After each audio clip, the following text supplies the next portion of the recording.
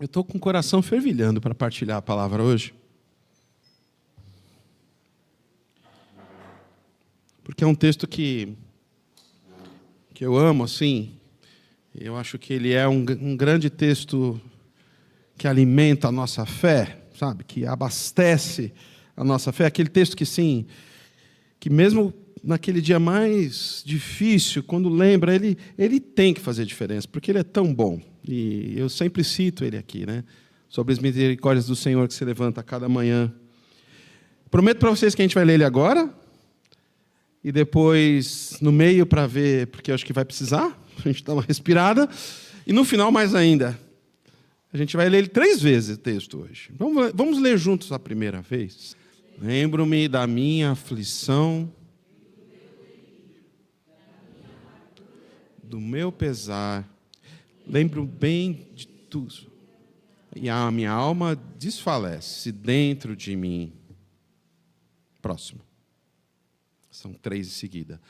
Todavia, lembro também do que pode me dar esperanças, graças ao grande amor do Senhor, é que não somos consumidos, pois as suas misericórdias são inesgotáveis, renovam-se a cada manhã, grande é a sua fidelidade.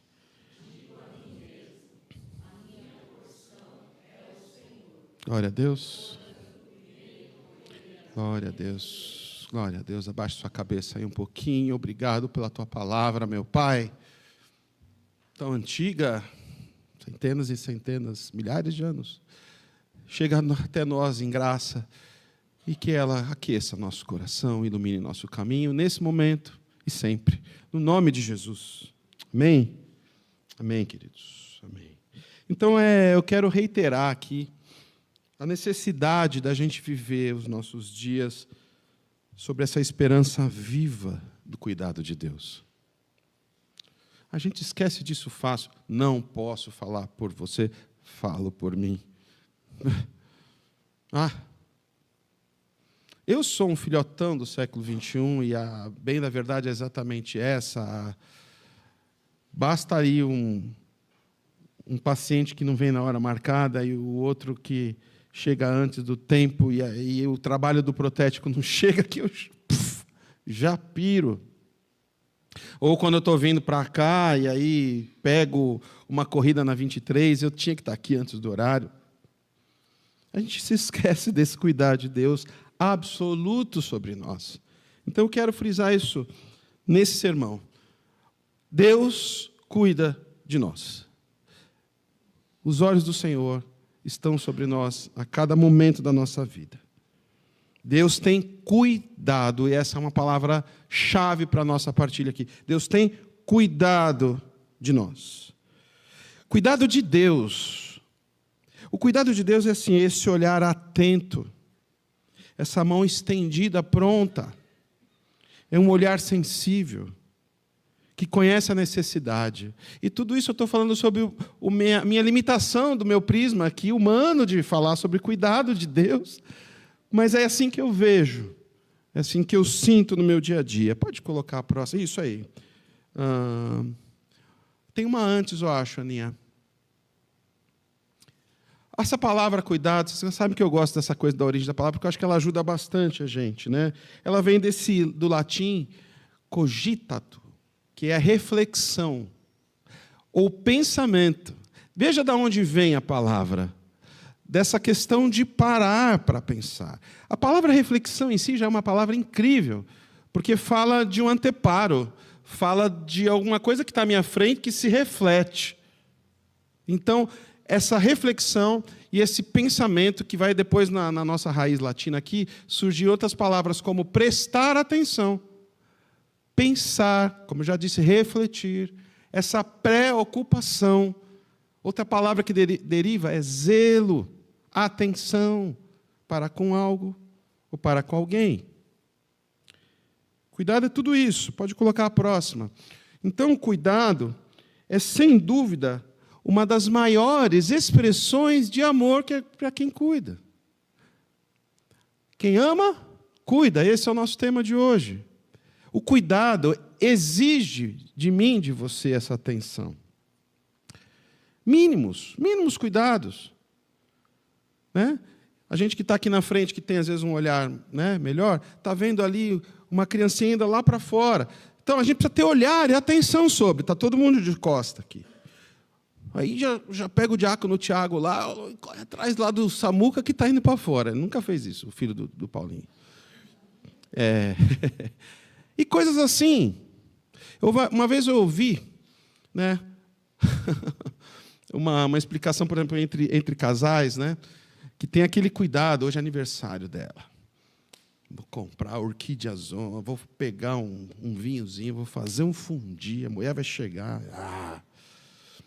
O tempo vai passando, né? Vira um cartãozinho que tem um buquê, mas tudo bem. E aí esse cuidado fica um pouco diferente. Estou indo para a cozinha para pegar o remedinho. Eu tomo alguns à noite já. Opa, será que a Thaís tomou o remedinho da noite?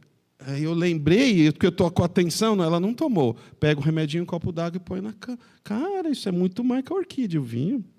Porque eu estou atento à necessidade dela. Muitas vezes essa outra é uma atenção ao meu próprio cuidado. Né? Há quem diga que o altruísmo não existe, que a gente faz as coisas sempre pensando na gente. Para o elogio, para reconhecimento do papai do céu, do papai da terra, da igreja, das pessoas. Olha como ele é bonzinho. Mas quando não se pede, o meu olhar está tão atento, meu ouvido, meu nariz, não é? Eu sempre conto a história, né? Eu tenho uma cunhada que ela não tem olfato, nasceu sem essa percepção. E aí a mãe precisa muito do saber do olfato para identificar os objetos estranhos na fralda, né? Que vão assim, e até o cheiro de urina também. Mas o meu sobrinho, ele é incrível como Deus é bom, né? Ele fazia uma cara, ele parava, tá rindo, ele fazia uma cara, ela já sabia que era o número 2. Então ela ficava atenta mais ao cheiro, mais à cara dele. Ou seja, estar atento a essas demandas. E cuidado é pura expressão de amor. Olha, eu vou dizer para vocês que a gente quase pode usar cuidado como um maior sinônimo de amor. Quer definir amor? Quem ama, cuida. Eu quero um pouco além. E eu quero primeiro cantar uma canção, né? Playlist. Já vou pedindo desculpa desde já, porque, como eu te falei, ensaiei muito menos do que eu queria. Defini a canção no final, era uma outra canção que ia vir, mas foi para esse lado que Deus veio nos trazendo. E é uma música do Gladir Cabral, que chama Paz e Comunhão. Vou precisar muito da ajuda da Ana, para passar assim um pouquinho antes do que o normal para uma estrofe para outra, tá? Se eu então dar umas traves de nota e de letra, vocês me desculpem, por favor.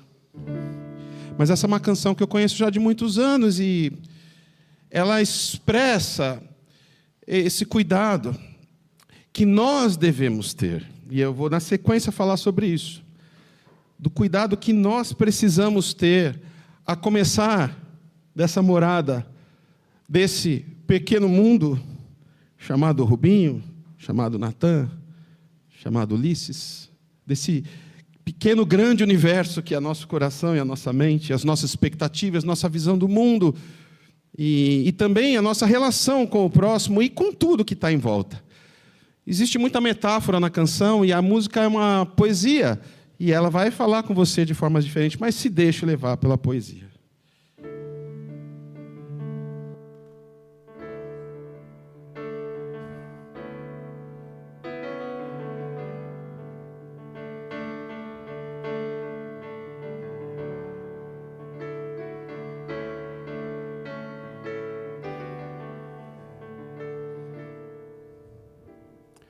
Cuida do passarinho e também da flor. Espera aí, vou mudar o tom.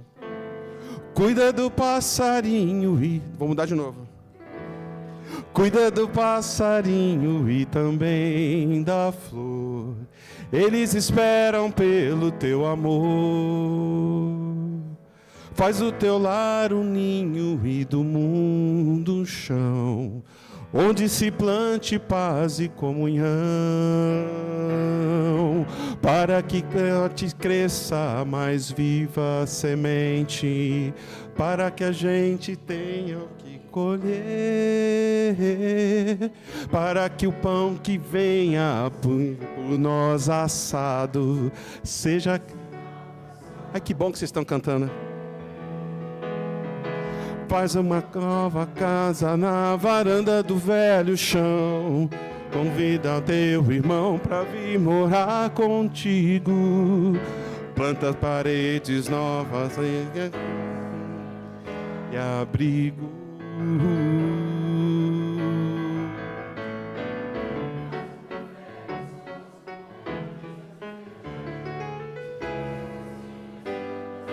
Paz contigo,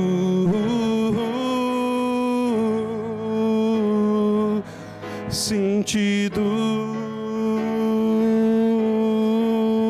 cuida da tua morada, cuida do pequeno mundo, deixa teu irmão bem perto, junto. Cuida da tua morada. Cuida da tua morada. Cuida do pequeno mundo. Deixa teu irmão bem perto. Livre. Do início. Livre. Cuida do passarinho e também da flor, eles esperam pelo teu amor. Faz o teu muro um ninho e do mundo, que seja assim, para que brote e cresça mais viva semente, para que a gente tenha o que colher, para que o pão que venha por nós assado seja sinal traçado.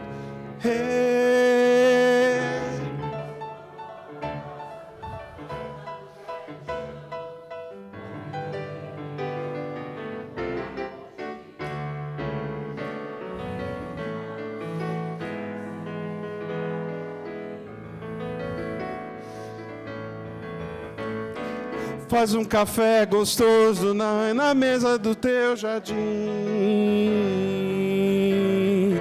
Paz contigo, convida o universo. Sentido, cuida da tua morada, cuida do pequeno mundo.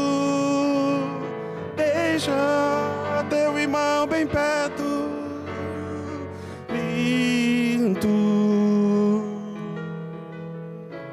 Cuida do amor do pequeno mundo. Teu irmão bem perto.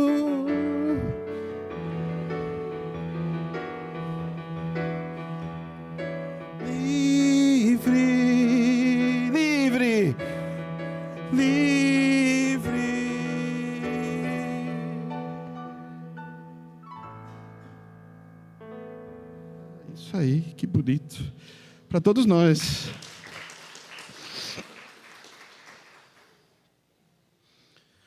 Pode colocar o próximo. Então, essa canção, ela fala, exalta exatamente esse cuidado, como essa expressão da gente estar atento às demandas. E já vai indo para esse lugar. Primeiro, essas demandas externas. Pode deixar lá um pouquinho. Essas demandas externas, as demandas internas, o cuidado, essa coisa de estar atento. A gente empresta do nosso Pai do céu. Agora sim, Salmo 121. Vamos ler junto. O meu socorro vem do Senhor Deus.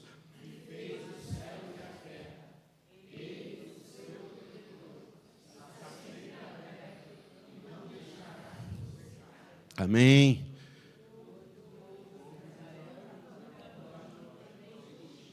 Está vendo porque tem que vir no ensaio do coro do Natal? Para a gente, né? Tá ótimo. Esse é um salmo tão importante para a gente lembrar. Eu gosto da palavra, o sentinela de Israel. Atento 24 horas por dia. Tirou um cochilo? Ele não. Mas falando, então, do cuidado, eu me lembro do que eu falava para o meu filho e para a minha filha, quando eu era pequenininho. Natan, vamos ver agora, eu não ensaiei com ele. Te deixava na frente lá do Mar Azul.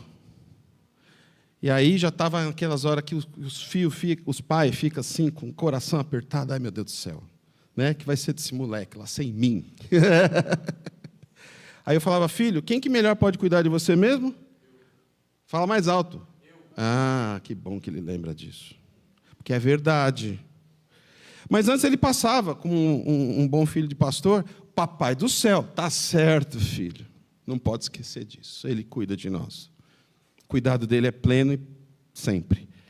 Mas existe um mecanismo aí. Pode colocar o próximo quadro. Eu descobri isso, sabe? Deus cuida de mim, mas eu cuido de mim. E é um ciclo. Eu entendendo cuidar de Deus por mim, quer dizer assim, puxa, tem alguém que me aceita como eu sou, mesmo com todas essas coisas que eu carrego dentro de mim. Deus me ama, Deus me quer do lado dele. Ele não cessa, o sentinela de Israel não cessa de olhar por mim. Isso precisa gerar cuidado para o próximo em mim. E hoje eu estou falando da gente mesmo. Essa expressão do amor de Deus precisa mover isso na gente. Esse cuidado por mim. Sim. Não é nada assim, egóico. Não, é de fato isso. Ninguém pode. Porque assim, a professora pode ir no banheiro e os moleques botar fogo no parquinho. E aí é ele que vai ter que decidir botar fogo junto ou não. Não é? Papai e mamãe podem não estar presentes de um dia para o outro, uma hora para outra. O que vai ficar dentro deles são as recomendações e uma força e uma clareza sobre eu preciso cuidar de mim. Quando fazer o número 2, quando está com um menininho lá na filinha, não passar o pé nele, obedecer a professora. Por quê?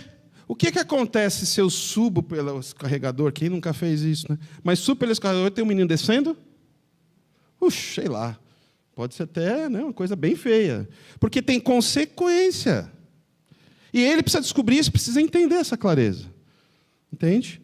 Por isso que a presença de Deus é plena dentro de nós, porque é o Espírito Santo de Deus que nos conforma com algumas questões desse mundo e com alguns desejos do nosso coração. Mas eu tenho essa minha parte no negócio.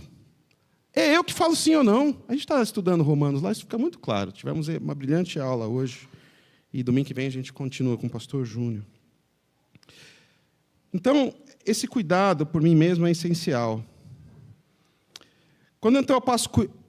porque é o seguinte, quando eu paro de cuidar de mim mesmo de uma forma sobre o cuidado de Deus, sobre as virtudes que eu vou inscrevendo no meu coração, eu começo a ser, sabe o quê? Um mimador dos meus desejos, achando que isso é cuidar de mim. Eu vivo um bajulador dos meus próprios desejos, dos meus quereres. E isso pode ir para além da ética. Isso pode ir para além da moral. Porque isso vai extrapolando limites. E aí começa a ficar ruim, porque eu começo a ferir o próximo, eu começo a me automutilar, e interessante porque isso hoje em dia, inclusive, é muito recorrente, principalmente entre os adolescentes. Eu começo a ferir, eu começo a machucar, começo a derrubar. Hoje a gente falou sobre o sentido figurado, mas eu começo a matar quando eu quero a supremacia, eu quero estar por cima do outro, tipo Caim e Abel. E aí eu paro de me cuidar, vou abrindo mão disso. E aí a coisa fica mais complicada ainda. Segundo a palavra de Deus, queridos, isso está no primeiro, é um conceito que está bem escrito no primeiro capítulo de Romanos. O pior que pode acontecer para mim e para você, eu vou dizer como eu vejo, a gente vai falar daqui a pouco sobre Lamentações, como a gente estava falando, mas eu vou falar como eu vejo. A correção de Deus está em quando Ele tira a mão. Parece que tem alguns pais assim, e isso é muito interessante na paternidade. A gente fala, moleque, não sobe na estante. Aí ele acha que você está vendo a televisão e não está vendo ele dá o primeiro passo e fica meio com o olho em você e tal, porque o desejo dele é subir aquela estante. Está tudo certo. Quer ir além. Moleque, não sobe na estante. Aí quando você está vendo, o pai... Eu, por exemplo, sou péssimo em matemática, mas eu já vejo assim, na minha cabeça, assim, todas as equações de Einstein e tal. Se ele cair num ângulo assim, assado, o que vai acontecer? No máximo é ficar com o joelho roxo. Deixa subir e deixa cair. Aí chora, se arrebenta. É bem possível que ele faça de novo. Aí vem uma correção, às vezes, da gente, sim, é importante. Mas o que eu entendo da palavra de Deus é que a pior coisa que pode fazer é quando eu viro as costas para Deus e que Deus não compactua com essas questões, com esses desejos mimados, bajulados por nós. Então, é uma consequência do nosso se afastar dele, compreende? Eu vou aqui fazer um exercício do texto de Filipenses 4:8. O texto fala assim: por último, meus irmãos, enche a mente de vocês com tudo que é bom e merece elogios. Lembra desse texto? São recomendações no final da carta de Filipenses. Eu vou fazer aqui uns contrapontos. E vocês vão chegar à conclusão que vocês quiserem. Por último, meus irmãos, enche a mente de vocês com tudo que é bom e merece elogios. Ou, tudo que é ruim e merece desprezo.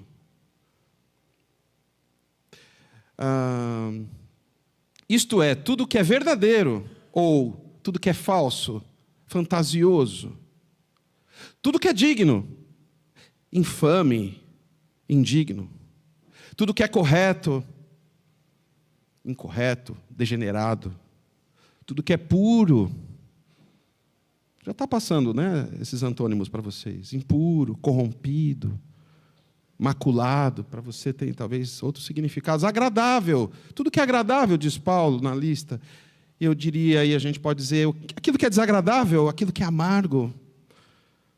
E decente, ele usa essa palavra no final do versículo, e aí você pode pensar em perversão, em indecência. E aí o texto termina assim: ponham em prática o que vocês receberam de mim, aprenderam de mim, ou não ponham em prática. Tanto as minhas palavras, Paulo dizendo, como as minhas ações. E esse é o último trecho que vai vir. E o Deus da paz estará com vocês. O contrário disso tem sentido para você? Eu vou falar isso com tanto pudor, queridos. Porque, veja, você entendeu o que eu quis dizer? O Deus da paz estará com vocês quando eu faço o contrário dessa lista? Então, como eu disse, eu falo com muito pudor. Veja, a palavra de Deus é clara em afirmar. Olha só o nome de Deus. Emanuel, Immanuel, Deus conosco. Esse é o nome de Jesus Cristo, nosso Salvador. Só de dizer essa palavra, e a gente está perto para comemorar o Natal, ela já me arrepia, sim, sabe? Porque Ele está conosco, o nome escolhido é Emanuel, Ele é Deus comigo. Então é difícil para mim entender que Ele não está comigo. Sua graça é maior que a vida, diz o salmista. Romanos 5:20, a lei foi concedida para que todos percebessem a gravidade do pecado, mas à medida que o pecado aumentou, a graça se tornou ainda maior, ou superabundou a graça. Então Ele está presente, de uma forma que a gente não consegue muitas vezes ver. Porque esse laço de amor, ele é incompreensível. Amor incondicional é bonito só escrito na poesia do Jorge. Não dá para entender isso. Eu desisti já faz tempo. Só sei que Ele me ama e que Ele é comigo.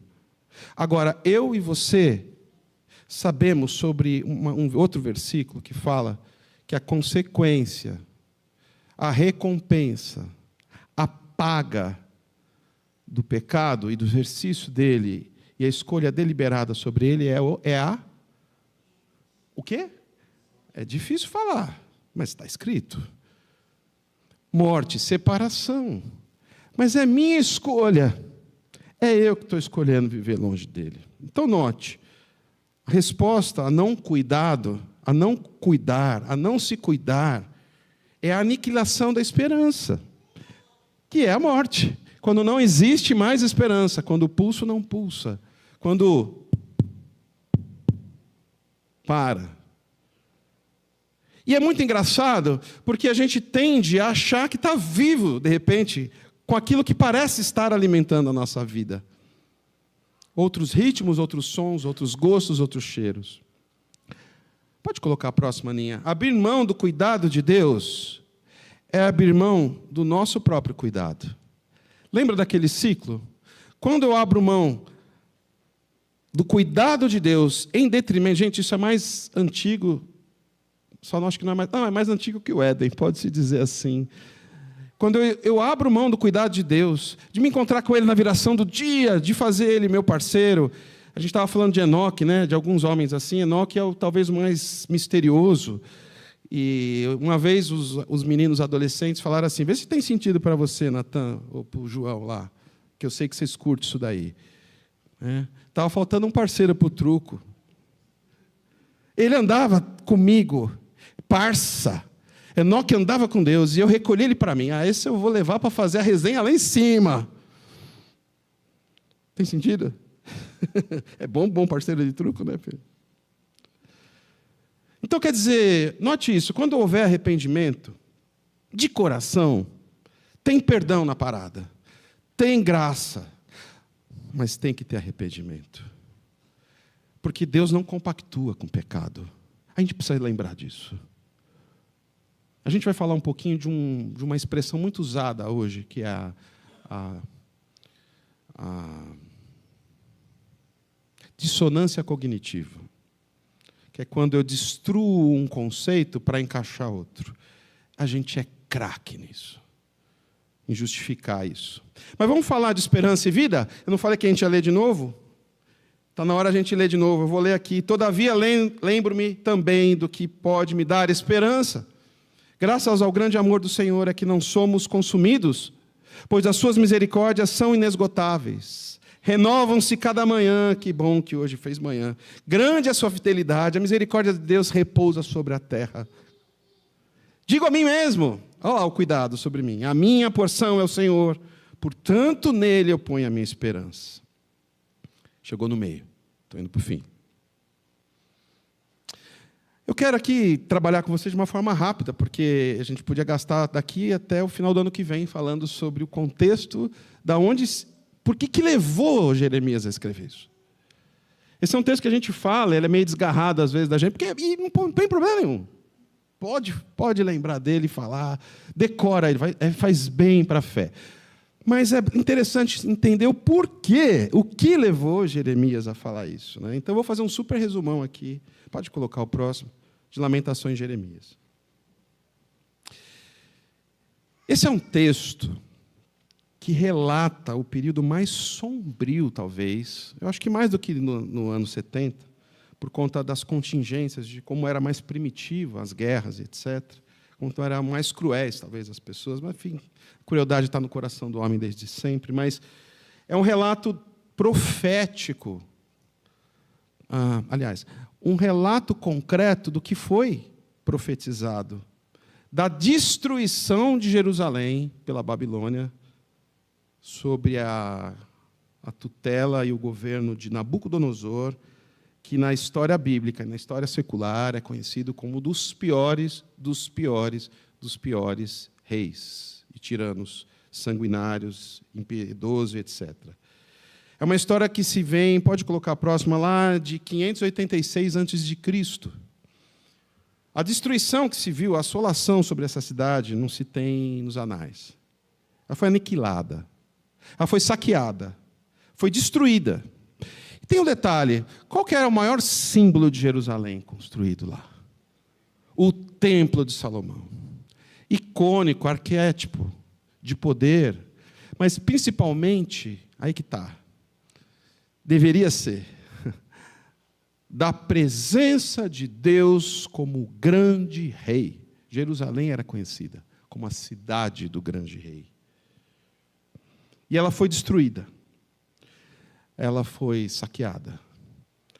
Coloca a próxima foto. Essa é uma inscrição mais antiga e a gente vê lá o menorá e outros símbolos judaicos que foram levados como artigos para fazer bingo em festa junina.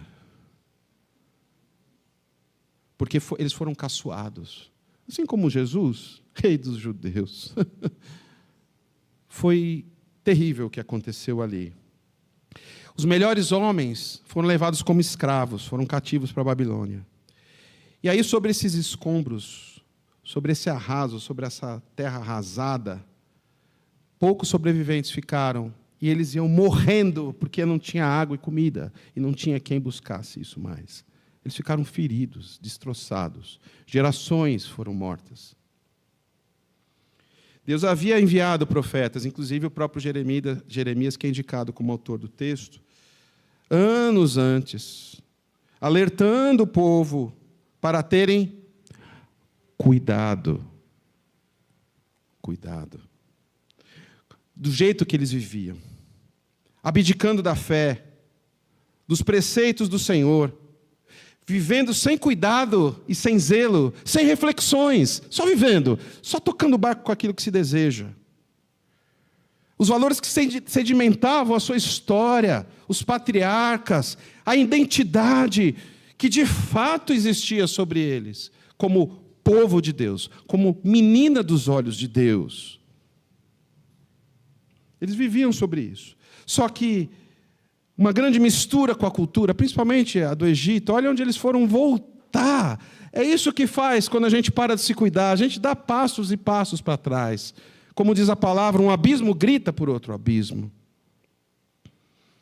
Porque era importante fazer vingar aquilo que eu desejo.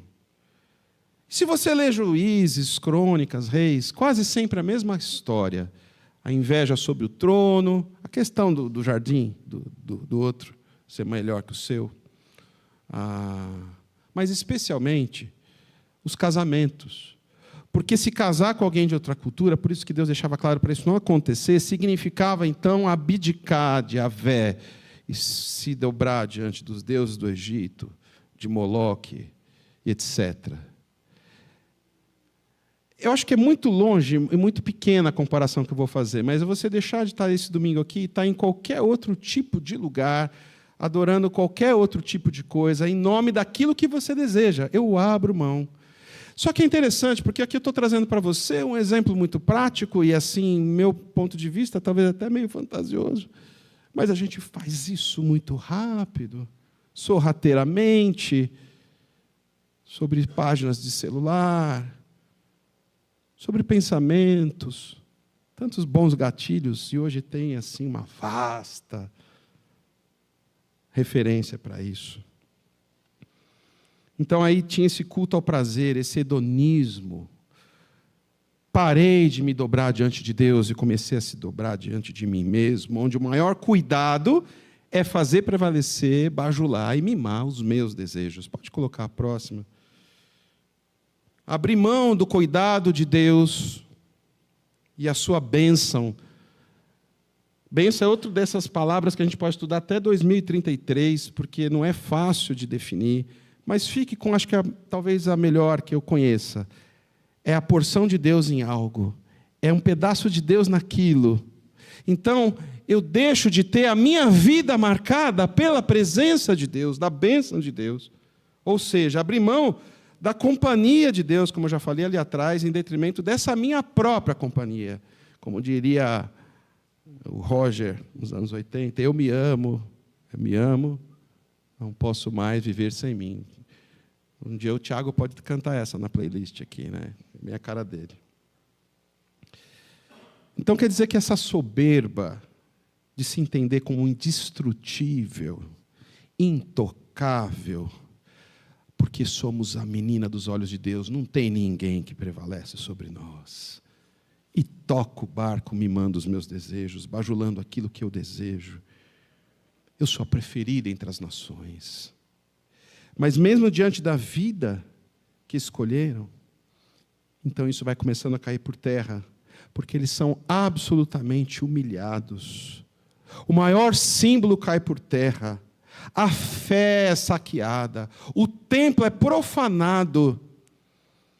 E que bom que a gente, depois de Jesus, entende que o templo é o coração do homem. a profanação que existe em nossos corações, esse saquear do coração. E essa fé que carregava no peito não se torna nada.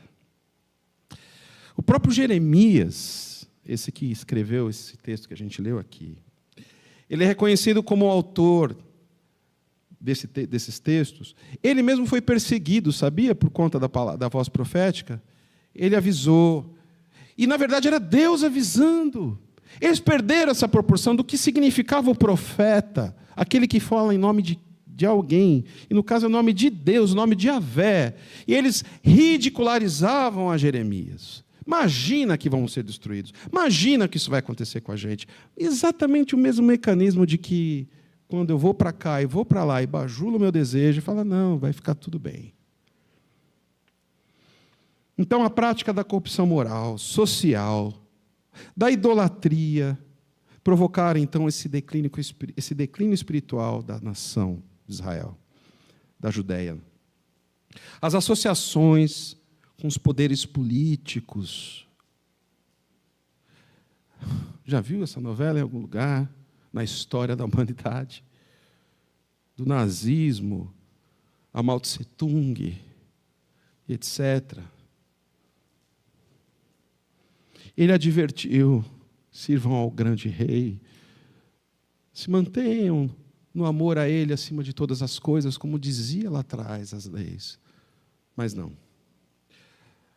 Mas as suas palavras, ou seja, as palavras de Deus, do sentinela de Israel, aquele que de fato cuida de nós, foram desprezadas e ridicularizadas. Jeremias chegou a ser perseguido, como eu disse. Pode colocar a próxima. E então ele deixa, olha só, que triste.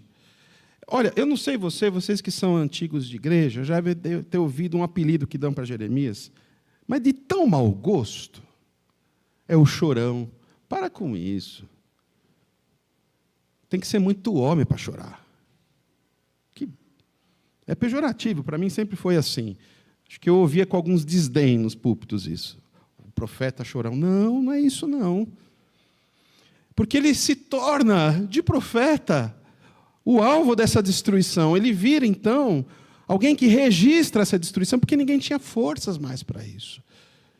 Ele vira uma testemunha ocular daquilo que ele profetizou e que não queria que acontecesse. Então tem um lado do profeta e tem um lado do homem. Mas eu falei tanto. Olha o que está acontecendo agora. A cidade do grande rei.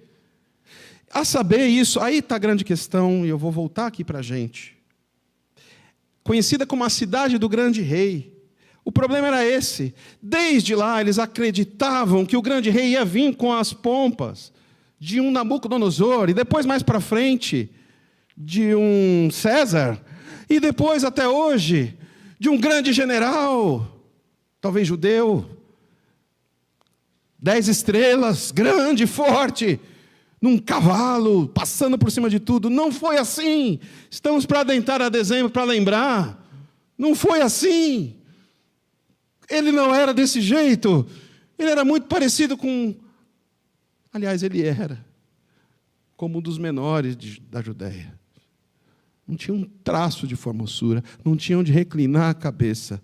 Seu exército eram 12 homens, e o cara que sabia mexer com espada, em vez de acertar o coração, acertou a orelha. Ou porque a covardia dele não deixou. As armas da nossa milícia não são desse mundo, não são dos poderes desse mundo. Quando que a gente vai entender isso e vai cair nessas armadilhas? De achar que tem dois lados? Existe o lado de Deus, irmãos. Do justo juiz, do rei dos reis. E se lembrar, então, a exemplo do que o texto vai nos dizer, que Deus, ele precisa se assentar nesse trono. Veja que lindo o texto. Pode colocar a próxima. Lamentações de Jeremias, ela é uma obra de poesia. Mas assim, daquelas. Que se tivesse aí a Academia Tananã de Letras, ele ia ser o número 1. É lindo o texto. Requinte de poder gramatical hebraico. Então são 5 capítulos que, na verdade, são 5 poemas. E é um livro de poemas acrósticos. que usam então o alfabeto hebraico para a sua estrutura. Estou lendo aqui porque eu acho que é bacana. Capítulo 1, 2, 4 e 5. Cada um com 22 versículos. Super bem estruturado. E cada um deles começa com uma letra consecutiva ao alfabeto hebraico. Cada versículo. Coisa linda. O capítulo 3, que é esse que a gente leu, é um acróstico triplo, onde cada grupo de 3 versículos inicia uma letra do hebraico. O capítulo 5 não é acróstico, mas tem os 22 versículos. Uma obra de arte. Mas isso não quer dizer que não era real. É porque muitas vezes é só a poesia, a música consegue expressar, que nem essa que a gente cantou juntas aqui, algumas coisas, né? Então, o registro histórico do texto é uma expressão poética da dor, do sofrimento e do declínio de Jerusalém. É feito como um registro que exalta o que se sente. A arte é assim.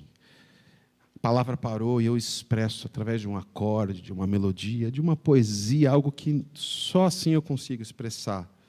O Natan estava falando agora há pouco comigo ali. A música precisa disso, dessa liberdade de expressão.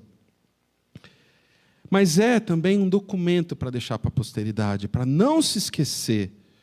E que bom que chegou aqui para a gente não se esquecer do cuidado de si. Para não se esquecer. Então é um lamento que denota algum arrependimento. Veja por que ele não pode ser ridicularizado também por nós. Já foi lá no passado e ainda para a gente. Porque para lamentar quer dizer que existe um arrependimento. Quando não tem arrependimento, eu já nem lamento mais, aquilo já nem mexe comigo, eu sou indiferente ao sofrimento alheio. Mas enquanto existe lamento, é porque existe ainda o rolando.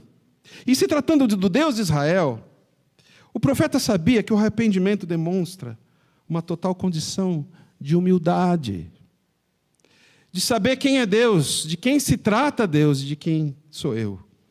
Que o arrependimento demonstra essa condição diante da dor, diante do sofrimento, e isso em si, isso sim pode então gerar esperança, porque ainda tem pulso. Pois Israel já havia provado disso diversas vezes na história. A gente estava falando sobre as chances que Deus nos dá. É aquele N, né? É aquilo que não tem fim. Ainda bem. Glória a Deus por isso, pelo perdão e pelo acolhimento do Senhor. Tem uma coisa linda no primeiro capítulo de Lamentações, e que ele começa a descrever, então, a cidade, e de repente ela se torna uma pessoa, e de repente ele estava falando em primeira pessoa como se ele fosse. Então não foi o Chico Buarque que inventou o eu lírico feminino. O profeta está falando como uma mulher.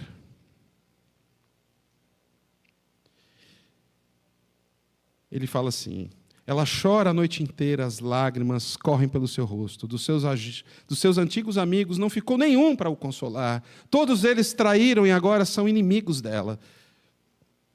Então ele vai tratar Jerusalém como uma pessoa que, ao distanciar dos seus valores, dos valores que foram escritos lá atrás, de outrora, ele se distanciou da sua própria identidade, de quem ele é. É isso que acaba acontecendo conosco.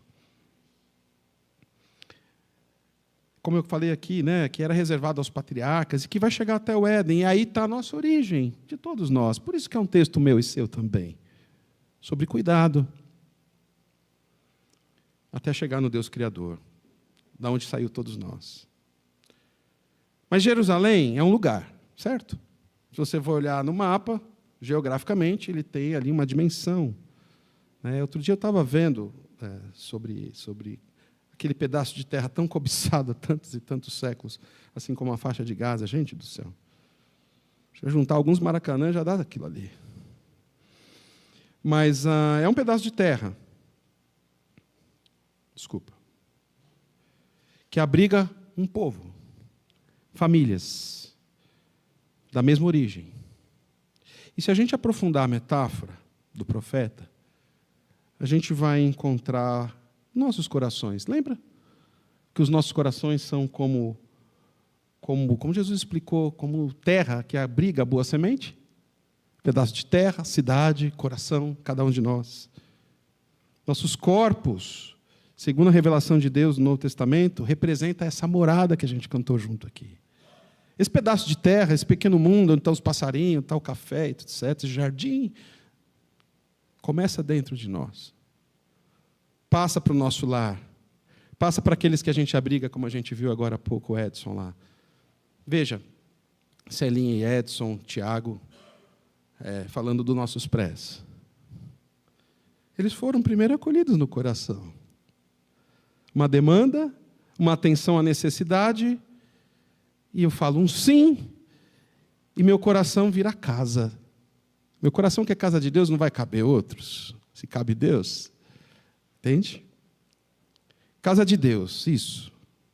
A gente abriga, como a gente viu lá, dentro de nós, né, como vasos de barro, como a gente ouviu semana passada do pastor Júnior, essa coisa tão preciosa chamada Jesus de Nazaré. A gente abriga no nosso peito, da mesma forma, a presença de Deus.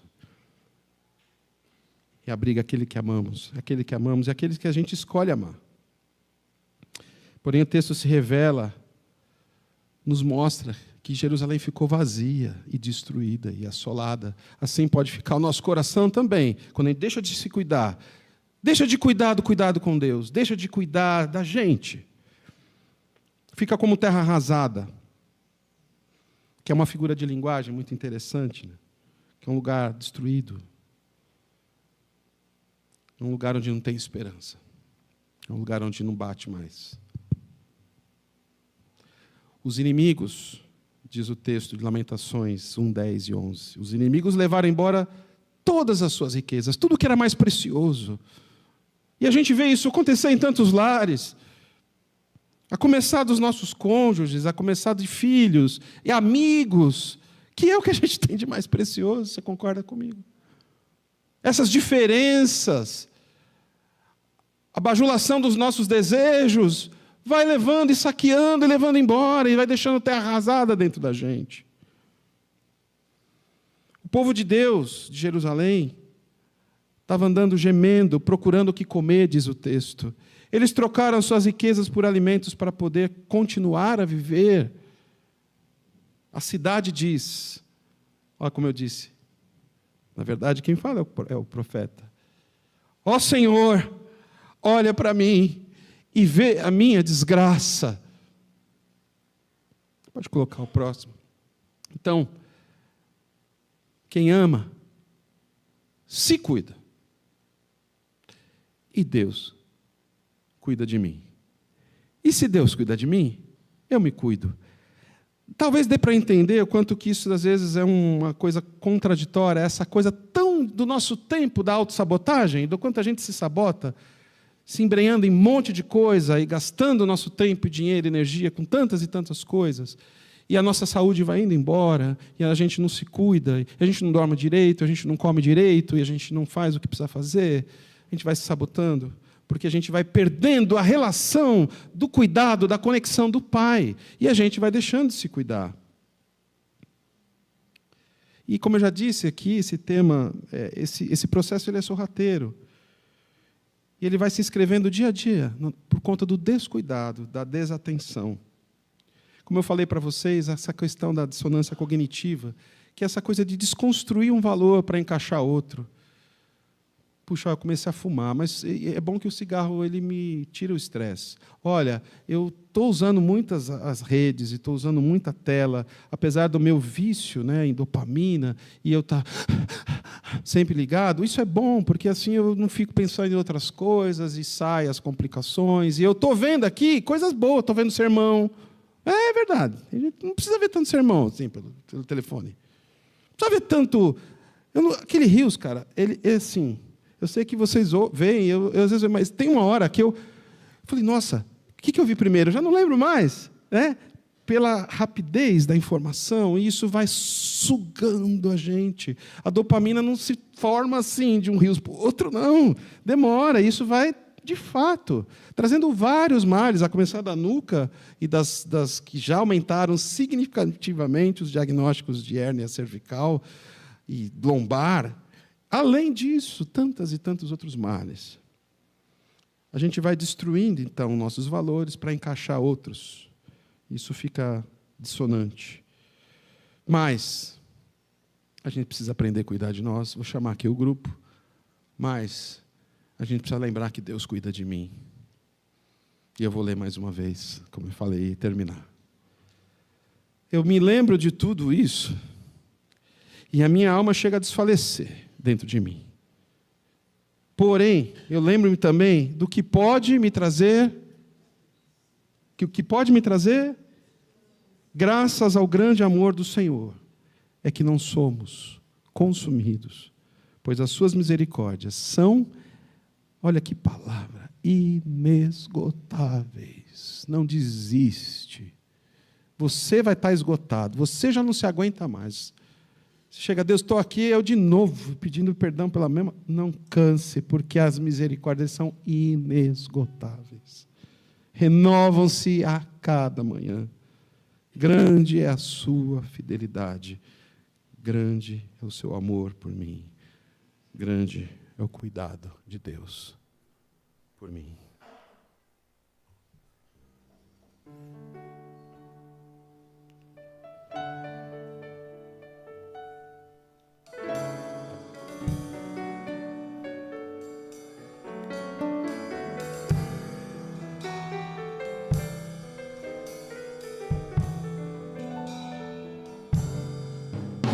Eu preciso aprender um pouco aqui, eu preciso aprender um pouco ali, eu preciso aprender mais de Deus, porque Ele é quem cuida de mim.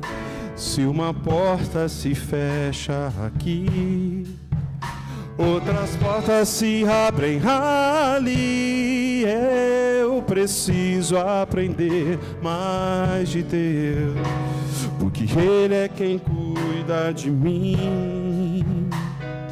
Deus cuida de mim.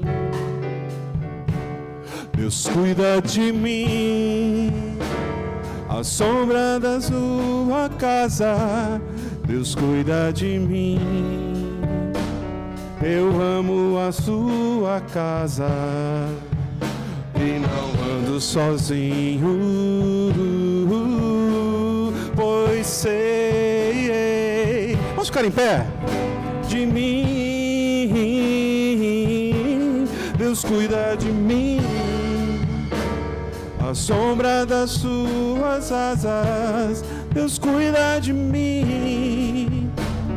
Eu amo a sua casa, sozinho,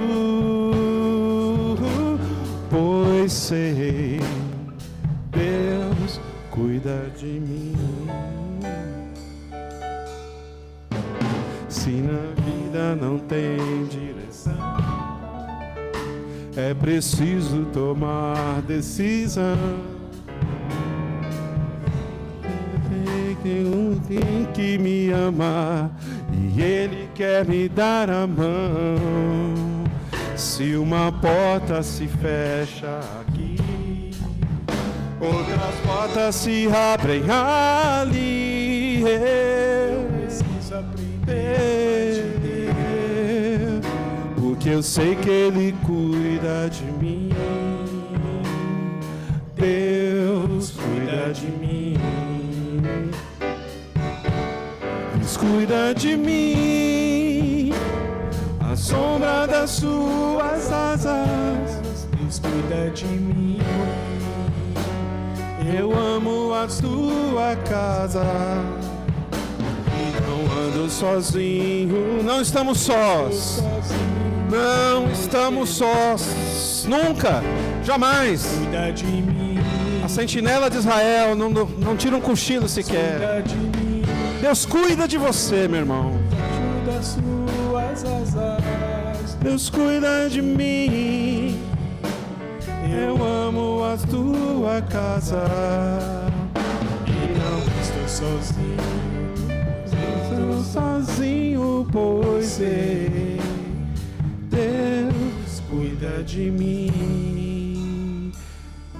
Você ama qual casa? Que casa que ele está dizendo aí? Ame seu coração.